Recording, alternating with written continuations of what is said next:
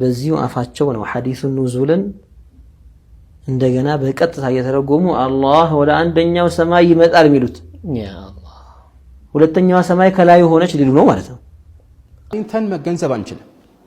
ይሄንን የሚያደርጉ ሰዎች ብለውም አላህን ከፍጡራን ጋር የሚያመሳስሉ ወይም ስለ አላህ የሚነገር ነገር ሁሉ ስለ ፍጡር በሚታሰብበት ሁኔታ እነሱ እንደሚታሰብ ሲሆን ነው እነኚህን የአላህን ባህሪያት የማይቀበሉት። ተግባባን? ከዚህ ጋር ተያያዥ የሆነ አንድ ቁም ነገር ብቻ ልጠቁም። አብዛኞቹ የኢስላም ሊቃውንት ምን ሰለፍ ይሄን አስመልክቶ አላህ Subhanahu Wa Ta'ala ከአርሹ ላይ ከመሆኑ ጋራ ይህ አሁን የጠቀስነው እውነታ አይጋጭም ያሉ። ነዓም የንዚል የሚባለው ራሱ ቃሉ እንደሚያመለክተው ከላይ ወደ ታች መውረድ ነው። ግን ያ ከመሆኑ ጋራ አላህ ከአርሹ ሙሉ ለሙሉ ተወገደ ብሎ መናገር አይቻልም። ይሄንን በግልጽ የተናገረ የለም።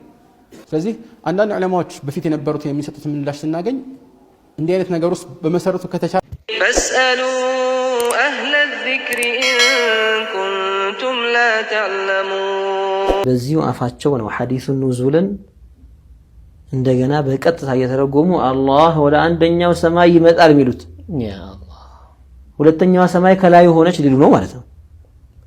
أين العلو المطلق الذي زعمتموه ስትሉት የነበረው العلو المطلق ያላችሁ ስትፎክሩበት የነበረው ሳይገባችሁ የምትናገሩት ቃል የት አደረጋችሁት?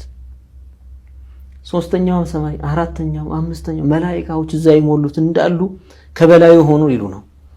ኩርሲይም ጀነትም ዓርሽም ይህንን ጉዳይ እኛ ከምናውቀው የዱንያ ተፈጥሮ ህግ ጋር አገናኝተን መገንዘብ አንችልም።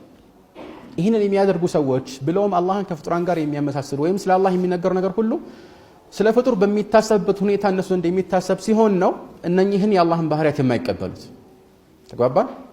ከዚህ ጋር ተያያዥ የሆነ አንድ ቁም ነገር ብቻ ልጠቁም።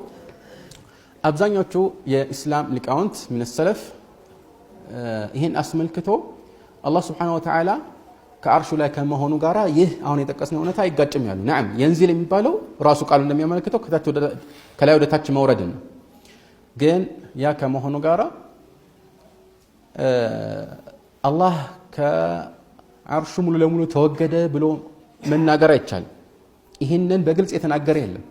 ስለዚህ አንዳንድ ዑለማዎች በፊት የነበሩት የሚሰጡት ምላሽ ስናገኝ እንዲህ አይነት ነገር ውስጥ በመሰረቱ ከተቻለ አለመግባት ነው። ግን ያው ስለተነሳ የግድ መናገር ስላለብን ያህል ነው።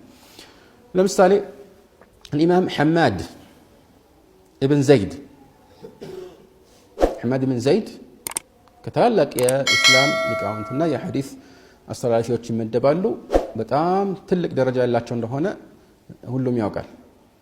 በተለይ በዕልም ገበታ ላይ የተወሰነ ጊዜያትን ያሳለፈ ሁሉ እና እሳቸው ይሄ ሐዲስ ተነስቶላቸው ሲጠየቁ የሰጡት መልስ አለ። ምን አሉ? ያው የቀረበላቸው ምሳሌ አላህ Subhanahu Wa Ta'ala ይወርዳል ከተባለም ይህ ማለት هل يتحول من مكان الى مكان ከቦታ ወደ ቦታ ይዘዋወራል ማለት ነው ይበል። ይሄ መካን የሚለው ቃል አሻሚ ሊሆን ይችላል።